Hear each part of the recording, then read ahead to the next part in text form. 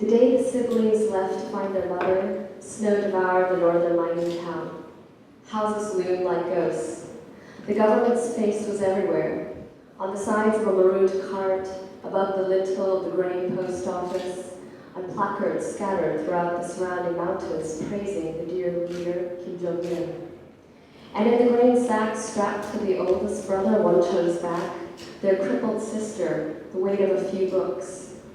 The younger brother, Chechug, ran ahead. Like a child, Wonchun thought, frowning, though he was also a child, an 11-year-old with a body withered on 2 years of boiled tree bark, mashed roots, and the occasional grilled rat and fried crickets on a stick. He picked across the public square, afraid to step, where last month the town had watched 2 men dragged in, necklaces of bones, and hanged for cannibalizing their parents. They passed a vendor and woman haggling as they followed the frontier of madness. On the straw mat between them, one frozen flake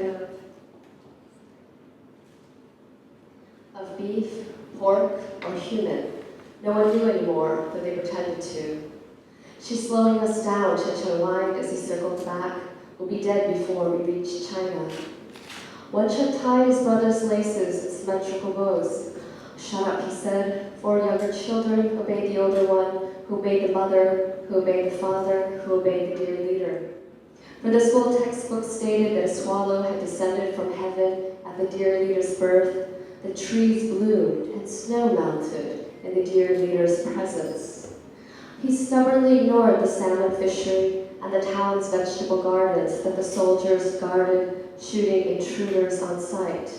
For there was an order to everything, or there used to be. And I should have paraphrased this story a bit just to say it is, of course, about North Korean children, but it's a historical story in a sense. It's set in the 90s, and the situation is very different right now. Everyone, I'm going to read a little short extract from my latest novel, Revolt. It's a story of 3 families, 3 sisters, and the bit I'm going to read you is about Rani. She's the middle sister, come to see her elder sister, about to tell her something that's been distressing her. Rani could not make up her mind as to which sister to speak to, Marie or Gulbahar. In the end, it was her elder sister she honored by her visit. I have something to tell you, Gulbahar. Rani solemnly began, sitting at a patio table, facing her sister, fingers circling the rim of her cool glass of sherbet. Gulbahar waited, steeling herself with some bad news, gaze faltering. Rani began, I'm going to do something. Eyes on a basket of petunia hanging from the marble colonnade of the rooftop veranda, she continued, not that I need your or anyone's permission, but out of respect I have come to you. Gulbahar stared, still none the wiser. Rani, she coldly prompted, today, this afternoon, I'm defying convention, abandoning the customs of female modesty. Rani? Gulbahar's heart was tugging. What was her sister trying to say? In a steady voice, Rani announced, gaze falling, I'm visiting a man. Seconds ticked away. Gulbahar's lips parted, breath caught, staring at her sister. Visiting a man? She queried, trying to make sense of her sister's words. What are you saying, Rani? Which man and why? To her horror, Rani's face folded, in distress, silent sob, shuddering the body. A dying man. Eyes wide, Gulbahar reached for her sister's hand across the round table, watching a red and white kite sway over the rooftop terrace and the black crows diving down from the sky to perch on the railing walls, spreading their glossy black wings. From courtyard downstairs, Gulbahar could hear them chanting, Me too, me too, mouth parted. Rani, she prompted, standing behind her sister, hand poised but afraid to touch in case she was rebirthed.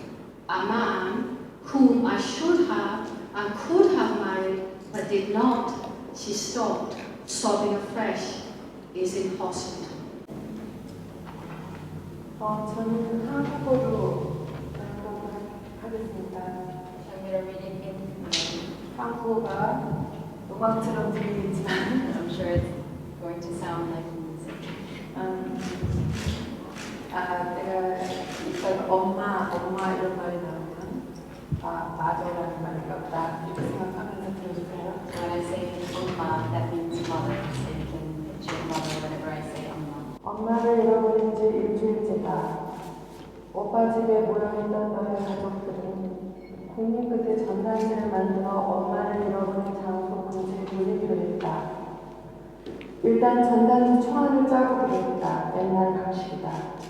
가족을 잃어버렸는데 그것도 엄마를 잃어버렸는데 남은 가족들이 할 수 있는 일은 몇 가지 되지 않았다. 실종 신고를 내는 것, 주변을 뒤지는 것, 안맞자 보이는 사람과 묻는 것. 의류 쇼핑을 운영하는 남동생이 인터넷에 엄마를 잃어버린 이유와 잃어버린 장소와 엄마의 사진을 올리고 비슷한 글을 보게 되면 연락해달라고 게시하는 것. 엄마가 갈 만한 곳이라도 찾아다니고 싶었으나 이 도시에서 엄마 혼자 갈 수 있는 곳은 없다는 것을 너는 알고 있었다. 글을 쓰는 사람의 기분은 작성은 내가 해라. 오빠가 너를 지명했다. 글을 쓰는 사람. 너는 해서는 안 되는 하다가 들킨 것처럼 기분이 붉어졌다. 과연 내가 구사하는 어느 문장이 잃어버린 엄마를 찾는 데 도움이 될지. It's been 1 week since mother went missing. The family is gathered at your eldest brother Kyung-sook's house, bouncing ideas off each other. You decide to make flyers and hand them out where mother was last seen. The first thing to do, everyone agrees, is to draft the flyer. Of course, a flyer is an old-fashioned response to a crisis like this. But there are a few things a missing person's family can do, and the missing person is none other than your mother. All you can do is file a missing person report, search the area, ask passers-by if they've seen anyone who looks like her. Your younger brother, who owns an online clothing store, says he posted something about your mother's disappearance, describing where she went missing. He uploaded her picture and asked people to contact the family if they'd seen her. You want to go and look for her in places where you think she might be, but you know how she is. She can't go anywhere by herself in the city. Kyung-sook designates you to write up the flyer, since you write it for a living. You blush, as if you were caught doing something you shouldn't. You aren't sure how helpful your words will be in finding mother. Actually, when I first started my collection, I never thought I would ever be published. I'm a terribly insecure person in many ways, and I wrote for myself. I wrote the collection because I needed to write these stories. And it was more a response, not of a pressure of representation, but a need to understand my parents, their generation, and what happened to this country that damaged, I think, a whole nation of people in different ways. And it's exacerbated in the immigrant community. You see that so vividly. And I came to America when I was 5, returned to Korea straight after university. And once I landed in Korea, and year after year, I've lived in Korea for quite a long time now, things just started to make more sense. And each year I started to, I think, see the country book as a whole that helped me understand the people that I grew up with. I think as an author, as a reader, I love reading about other countries, about other cultures. And when I wrote the first novel called The Holy Woman, it was almost like writing for myself, literature of our own. I was speaking literature for my degree, European literature, American literature, etc. I've read plenty of Indian. And it's almost like saying, I want to introduce the word Pakistan to my readers.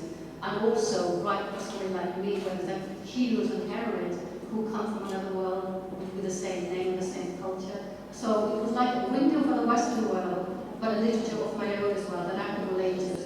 The sense of the public self and the world outside and how it pressures the private self and the compromises it forces on people, like in my story, The Salary Man, which was, again, all these stories are inspired by like the life around me, and so a lot of them do take place in South Korea.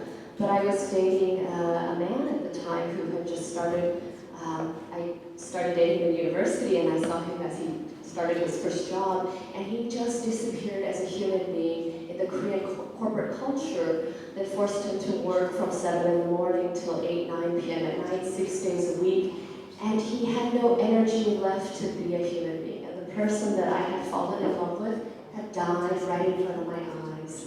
And I wrote that story out of anger about what is it that this corporate culture does? What does it do to its men? Migration is a terrible, terrible thing in the modern times when it comes to families. What it does is it separates, especially millions of people, especially from developing countries, who migrate to other lands, and they're separated for decades. And what I'm putting there in that story is this man has gone to America, waiting for the green card. As soon as he gets the green card, he dies. And his family back there have been waiting 30 years to join him, set the whole family. 내 생각에는 현대 사회에서 어떤 우리가 이전에 세대인 민주주의를 쟁취하기 위해서 싸운다든지 또 어떤 그 여성의